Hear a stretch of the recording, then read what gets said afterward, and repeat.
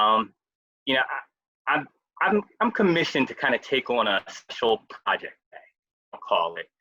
And, it's really to kind of address the issues of what are currently happening in our society and to really share some perspective on how those things are impacting different groups of people, and in particular, Black people, as we go through this experience. And so I'm just going to share a little perspective with you, and hopefully throughout that experience, you'll be able to walk away with a few ideas that you can take with you, but also some things you can tangibly do to help, and that really make a difference. And there's still no sound. All right, so as I was saying, it's really a conversation about perspective. And, as a Black male who's raising a Black male in America right now, we have to look at things through a certain lens. And that lens often looks like either white people with good intentions, white people with bad intentions. And it's figuring out where we can communicate or who we can communicate with, as well as whether or not we are truly in danger. And that's where the big concern comes into play. And I think, as we kind of go through this experience, it's important to understand that Black people are expressing an anger based on 400 plus years now of oppression. I mean, when you look back at the first slave ship arriving in America in 1619, you would think by now that we would have figured it out. So, of course, there's a level of, I would say, frustration, anger. You may hear comments like, when I was dying, you put up a hashtag or you liked the post, because it's that type of experience for us. And, I felt it was important for me today to share, I guess, some of the results of when these types of things happen and what it looks like. And it was interesting because my wife put up a post this week and I didn't realize she did it till this morning. And I think it's really appropriate to share it to kind of set the tone for something else I'm going to share with you, which is a pretty intimate look into, I'd say, my life to some extent, but also a very unique interaction. So first, actually what I'm going to do, I'm going to try to share a screen and actually let you see the post. So I think it's, everybody can see that, right? Give me those nods, thumbs up, good to go. All right, now I'm going to read it, and I'll roll it down just a little bit. My life is summed up in this picture. And I'll show you the picture. Neither of them will walk alone without me for different reasons, but for their safety. You may not understand or agree with our world's current state of affairs. Unless you have to have the talk with your child, you may not ever truly know. However, we must be open to different and new perspectives in order to advance. Significant change doesn't occur easily. Our ancestors have not done all of the work for us. The road we travel is paved and uncomfortable. On top of the dryer. While you may be too weary for the trip, you can't impede progress. Even when it hurts, support progress, equality, and goodness. If you're unsure of what that looks like, be still and listen. I hope the only talk my son will ever have to have with his children is about sex. We will make it through this and come out better for it. Hashtag my son does matter. Hashtag my husband matters. And, I wanted to share that with you because I had an interaction with my son this week that was, it was a very hard interaction. And this is the second talk I've had to have with him. And this time I actually recorded a portion of it. And I'm going to share a portion of that with you today. And it's about 7 minutes. I mean, the whole talk was 15, but I shortened it to 7. But I think there's so much in it that you will definitely walk out of it with a different understanding of what it's like to go through that talk with the child.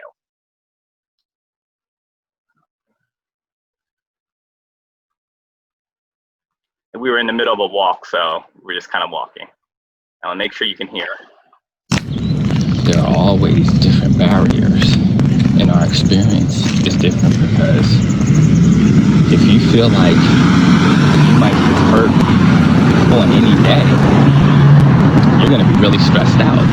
You know how last night when the storm came, you got a little nervous about that and everything? Well, I'm not laughing at you, but when that happened, you know, that feeling, you know, that's what it starts to feel like a little bit when you're dealing with every day once you get a little older, because you start to realize that people aren't always going to see you for who you are. And that's hard, you know. But you know, I'm working really hard to try to make a difference so it can be better for you and your friends, because it doesn't make sense that you and Michael couldn't be friends or had to be treated differently. And so, you know, even as you hear all this and you think about it, you have to look at different, basically, types of white people. You know, you have good white people, some are bad. And it's kind of hard to tell the difference for us, you know. But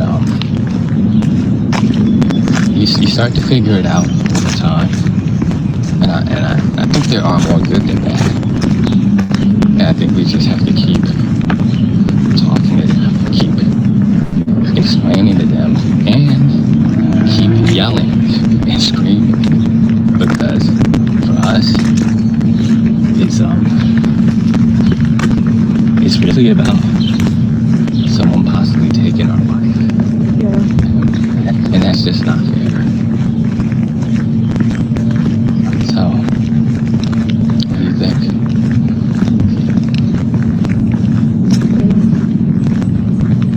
I know it's a lot, right? Yeah. But it's going to get better. So we'll keep working hard and making them listen. You know, and they'll help us.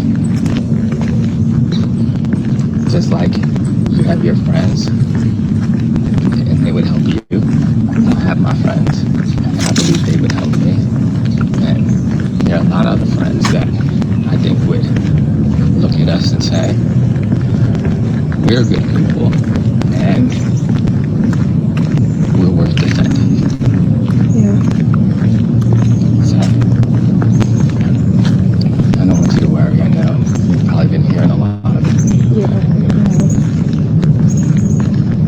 And I want you to know that, you know, you can always talk to me if you are thinking about it, and if you want to share some ideas. I think it is great that you know that all cops are bad, you know, and that a lot are trying to do good. I think what happened was we were told that there were only a few bad apples, meaning that there weren't many that were bad. And it turns out there were a lot more than that.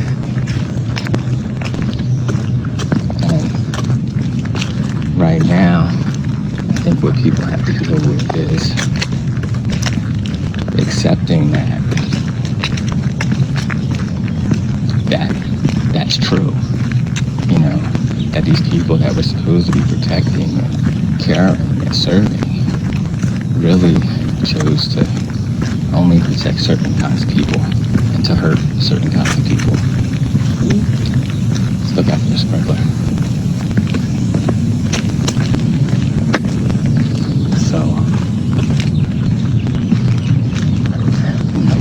Even sometimes it's hard with them figuring out who's good and who's bad.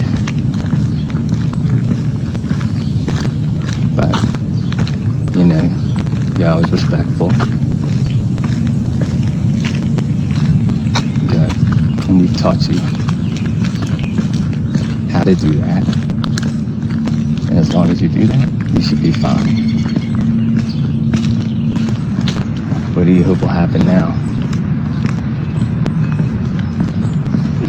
For everything to work out. Yeah. Yeah. It's been hard right now with coronavirus and then what's going on now. Well, when it works out, what does that look like? We'll all be treated right. That we'll all be safe. We'll be treated correctly. We won't be scared of something happening to us.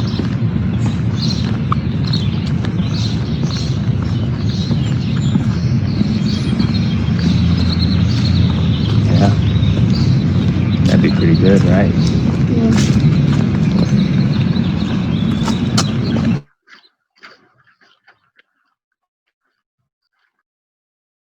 I'm going to stop it right there.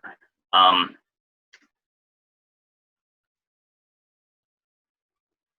want to make sure everyone really understands what I did to my son in that moment. Because, I took some of his innocence to try to keep him safe. And, as a parent, that is just, it's really hard. I mean, it's heartbreaking, to have to tell your child that people think you're less than when you're trying to build them up. So, I know that's a perspective that I know a lot of white people don't get to see or understand. And I know we say a lot of things about, the experiences we have and how hard they can be. But I think sometimes we just need to open the door and let you guys really see what's happening. Because, the pressure that it's putting not just the parents, but also the children under. It's heartbreaking to hear my son say, we won't be scared anymore. I'm his father. He shouldn't feel scared at all. And so, it just puts me in a situation where I feel like I'm not really being the best parent to him. And it's not fair. But I wanted to start with that because I knew that would be the hardest part for me to get through. But I felt like it was so important for you to see it and understand what that experience is like and just how impactful it can be. Now, as we continue today, I'm going to lay out some ideas for you. And as I have the discussion, they're going to be ideas that you can decide what you want to do with them. But at the end of the day, I hope you have some ammunition to have some really good conversations going forward. All right. I mean, that's my goal. I want us to be able to walk away with that so that we can start really the healing in our country. And I think it's important for that healing to start to really put some things on the table, right? I mean, the concept that we now, and I'm going to do some, I'll say, translations in a sense. And it's things that Black people are told or we hear, and then really how it's interpreted and what it really means to us. So, when we'll hear things like, oh, where's the Black leader? Why isn't he helping your community? Where are they at? And, it's concerning for me that there's no awareness to what has happened to Black leaders historically. I mean, we just saw what happened to Colin Kaepernick. He literally lost his whole career. I mean, and it happened publicly, and everybody know he was blackballed, and it just happened. So this system is created really to keep us in a position where even if we do anything, the response is swift, it's harsh, and it's disabling. And that's the way the system has really been designed for us. It feels like it's just an evolution of the slavery that started back in 1619. And it's just shifting as things go forward. So, I want you to understand that when we hear that concept of really a Black leader, it does sound like it's our problem. And from our perspective, we did not create this. We did not ask to be kidnapped and enslaved. So to now say this is your problem when we're maybe not even 13% of the country just doesn't feel fair. So you're going to feel a little bit of anger sometimes when you're trying to do the right thing, and maybe that Black person is being a little standoffish, or you can't really get a read on them. It's because we're trying to figure out who we can really trust and who we can't. And so, and it makes me think about even a statement Dr. King made, and it was around the idea of not remembering the words of his enemies, but remembering the silence of his friends. And I think that's really where we are right now. It's like we've been here. You see what's going on. So now let's really dig into it and make a difference. I mean, we have things like concepts like all lives matter.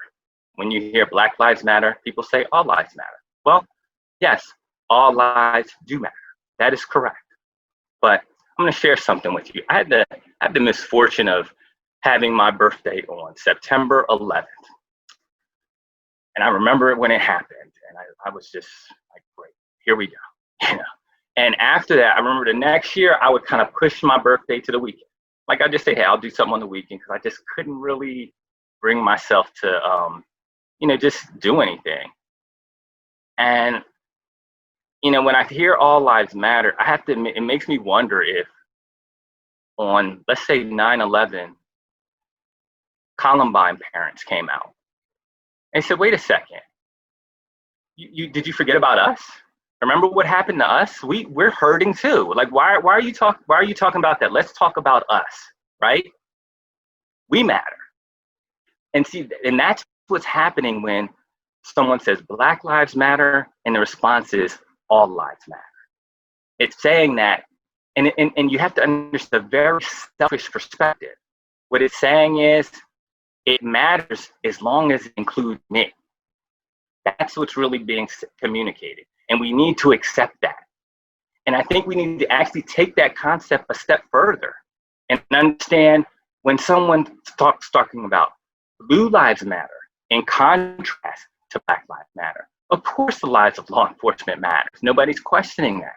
We believe that. Also, there's an assumed risk when you go into law enforcement and you are armed. And that's not the same as me walking out to my mailbox, somebody thinking I'm on my all white street that I shouldn't be there and making a phone call. And it's that quick. And we have to understand that when we make those quick reactions, we are really putting our lives at risk.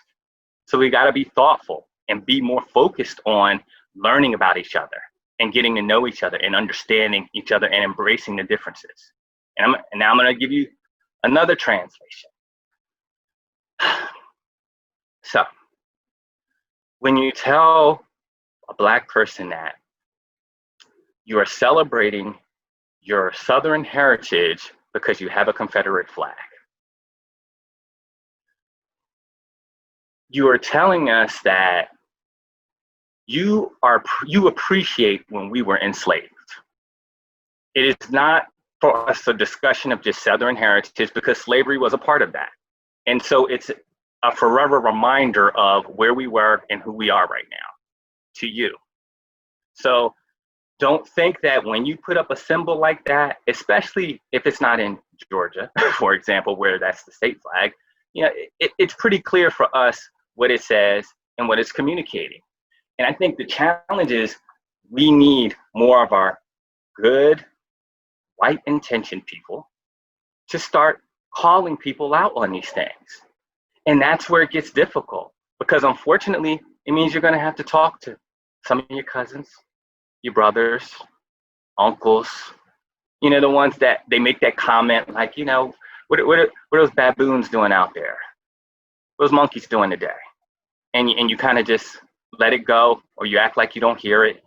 I mean, listen, it's real. And we know because it's uncomfortable to have those conversations. And that's why I'm talking to you now, so you start having ideas on how to have them. Because I believe you are the good, white intentioned people. I believe you are trying to make a difference. So I want you to have everything you can when you go out there and represent and get in the fight with us. Now, I'm going to show you another clip of something that really represents a lot of, I would call, the Black experience in America. I'm going to share my screen again. Seek political advice from someone who gets paid $100 million a year to bounce a ball. Oh, and LeBron and Kevin, you're great players, but no one voted for you. Millions elected Trump to be their coach. So keep the political commentary to yourself, or as someone once said, shut up and dribble. Well, he's allowed to have his view about what kneeling and the flag means to him. I mean, he's a person. He has some worth, I would imagine. I mean, this is beyond football, though. This is totalitarian conduct. This is Stalinist. And by the way, on the streets of New Orleans, we're looking at live pictures. They're shouting F Drew Brees. Wow. That's what this moment has done to the beautiful team spirit of the New Orleans Saints. He's a great Christian man. It's always on. All right. So I just wanted to share that with you because this happens to Black people often. We're often told, you're being treated the same. There is no difference. Everything's good. And we're told that from birth. So we come to this realization at a certain point that we've been lied to all our lives. And that feels insane because you look up and you realize, no, this isn't true. And it's a system designed for us to be that way.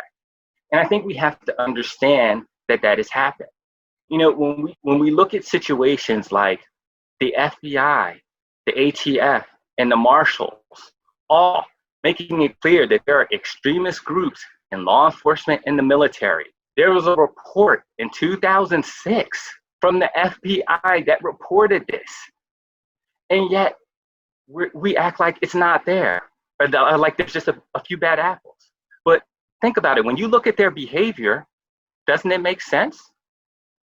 I'm seeing the head nods. I appreciate that because, I mean, I think, you know, it's like it's very obvious, but what are we going to do about it?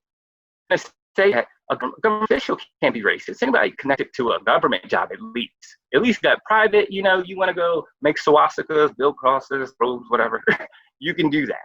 But in a government job where you're supposed to be fair and equitable, you shouldn't be able to be racist. So why can't we scrub some Facebooks and see what's going on? Teachers lose jobs all the time for what they put on Facebook. So why don't the law officers lose their jobs? I mean, I would think that in that role, you need to be pretty fair, level-headed. So you would think that that would be the focus, but it's clear that it isn't. You know, and we've been really put in a position where we have to accept that. And again, it's hard, but we're having to talk with you so that you can have some hard talks as well. Because I feel like if I'm going to have that talk with my son, you can start talking to those people in your family. You can start talking to your friends. You can start really reaching out to people and really trying to make them understand. And if you don't, it's okay. You can come back and then you have to decide how much value that person has in your life. It's funny, I think about that show, This Is Us. I only could watch about 2 seasons of it because it's just too much. I can't handle it. Right? You know, everything's all sad. I'm always like, you know, I need to feel good right now, basically. But you know, for a couple seasons I watched, there was this one particular scene that always stuck with me, and I feel like it's so just poignant today. And it's that the brothers were fighting, and people who aren't familiar with the show. There was a set of twins who were white, and they adopted a Black child, and they were all the same age, and they grew up together. And I think it was maybe 70s through the 80s they were growing up. So now it's modern day. They're older, you know. And so the brothers were older. One's white, one's Black. They're having an argument. They're in the street. They get into a tussle. It's not like hard fist fight, but they get into a tussle. And officer comes over, and he breaks it up. But of course, we know what the officer does. He grabs the Black male, and he starts to accuse him of being the person that's wrong And his brother said, "That's my brother. Get your hands off of him." And the brother started crying. And he said to him, "Man, this is the first time in my life you have ever claimed me." And I think that's where Black people in America are right now. You know, I mean, we were the first foster children of America. I mean, we were the ones snatched from our parents. It's a lot of social workers on right now. You know, I mean, we look at the resource home we ended up in. So when you look at that, how did you expect us to turn out, right? I mean, what was supposed to happen? And I think the important thing in all of this, though, is to have hope and to really press forward. And I know that's hard right now because there's so many different things that encourage us to maybe make poor decisions. But I'm telling you, if I can find something to be joyful about today, as a Black man in America, we can all find some joy somewhere. And I'm going to share what made me find that joy, though, because I think once I share it with you, you really understand why it put me there. The only reason we're here is to make sure that you got a voice. That's it. There we go. Don't think for a second that he represents who these cops are from all over the county and around this nation.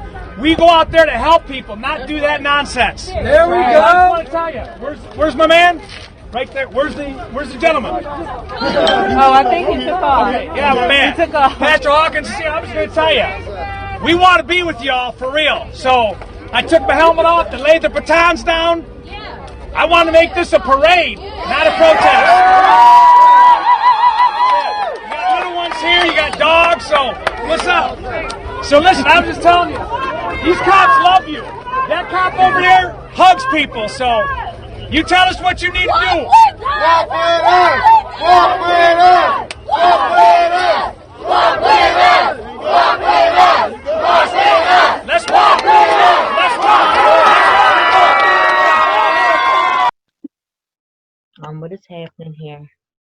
That's why I can have joy, because I see something different this time. It hasn't been like this before. So let's go ahead and get the job done. You know, I mean, I don't want, and I mean, we have to think about this. I don't want history to look back on us and say, all we did was just continue 400 years of oppression. That we just let it continue. It's not going to be, oh, you know, it was slavery here, it was sharecropping here, we burnt up their towns here, Ku Klux Klan harassed them and committed more. And let me just touch on that real quick. Ku Klux Klan, there was an act in the 1800s that said we need to get a handle on this. So the fact that they're still running rampant and doing what they want today, called white supremacists, called far right, because a lot of them that way too. You know, when you see these little symbols, you know, presenting different things. I mean, we have to say enough is enough. That we're not going to stand for it anymore, and that's not who we represent. We have to take the mask off of our country. I mean, we told the world, send your people, send your best here. We're going to take care of them. We're going to treat them fair. We're going to do what we're supposed to do and help them develop and put them in an environment where they can feel valued and appreciated, not feel like they're different or unwanted or less than. Let's be what we said we were going to be. Let's really make a difference. Please just keep walking with us. Thank you.